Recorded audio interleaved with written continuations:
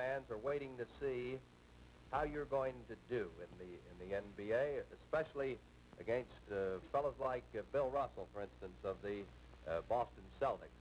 Now, you will be playing man for man, as I mentioned. Do you feel that you are ready for this? You've been ganged up on pretty much through your collegiate career and with the Trotters. Do you think the Trotters, for instance, helped you any? Well, I actually do. I think there will be a period of orientation for me, of course, like it is for every newcomer in the NBA, but I think in the long run I'll be able to handle myself man-to-man with almost anyone in the league. For one, there is no argument. There's just really no comparison. If we had videotape, I think that it would just completely wipe all those thoughts away that there was any kind of comparison between Wilt Chamberlain and Bill Russell. For the other, it is a comparison to be shunned.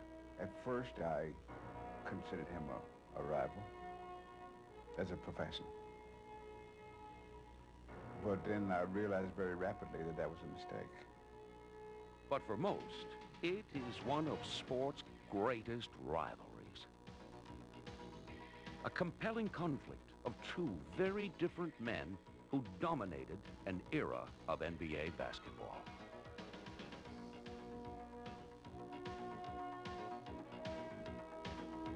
My game was style to give energy to my teammates. And if I were to consider Wilt a personal rival and going to play that way, then I'd have to score a lot more. And that means I would have to make the energy flow a different direction. Though Chamberlain overwhelmed Russell statistically, it was the Celtics who continually emerged victorious. He was concerned, as great as he was, primarily with his stats, with his records. Russell was concerned with one thing: did we win or did we lose? But defeating Chamberlain required a total team effort. I had to worry about the Celtics. I didn't have to worry about guarding Bill Russell. I didn't think so much when I played against the Celtics to worry about what is Russ going to do against me. I was worried about the whole team, and the whole team played me. I mean, they had 3 and 4 guys on me from time to time. Russ would just be behind me. He was the most intimidating player to ever played this game. There's been a lot of players that have played as well at different positions, but there's no one that's played the game any better than Wilt Chamberlain.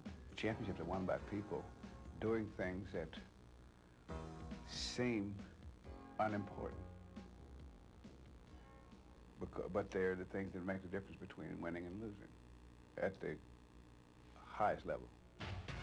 From his first season in 1959, Chamberlain was the NBA's most devastating offensive force and the single greatest threat to the Celtics' championship reign. Even as a rookie, Chamberlain's task was clear, but though he would win the first of 7 scoring titles, the Celtics would win the championship, defeating the Warriors along the way. 1962 brought the same story, as the Eastern Divisional Finals' main attraction was again Chamberlain versus Russell. And the result was the same.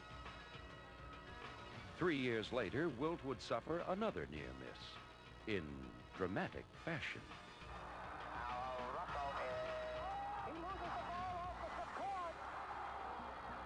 Putting the ball on play. He gets it out deep, and Havlicek steals it. Over the fence goal. As they squared off once again in 1966, the Celtic dynasty would once again show their superiority. We were a better team, emotionally, intellectually, and mostly, in most cases, physically, as a team. He was a guy that had such vicious determination as far as winning a ball game, and he had the mind to just use every little thing in the book of fundamentals to beat the other team. But that next year, a relentless Chamberlain would finally have his time. When you're playing against the best team in the world, and they're continually beating you in the big games, you felt like, I got to do something special, I have to do something great. Wilt's 76ers was one of history's strongest teams, but their celebration was short-lived as the Celtics recaptured the title the very next year. Hoping to change the perception that he could not win the big game, Wilt joined the talented LA Lakers. I played with him and against him. I always felt that Wilt, in some respects, has gotten a bum rap for not winning more championships.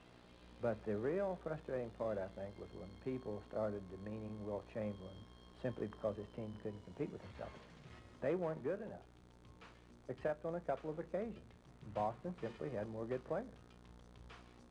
But changing teams did not alter the season's outcome, as Chamberlain was once again unable to loosen Boston's decade-long stranglehold on the NBA championship. He was very good. He was a very great player. But we beat him. We were just a little better. And so that if you single Wilt out and say that he's a loser, that's not right. I just say we were great winners. But more than who won or lost, it's the memories of the rivalry that endure.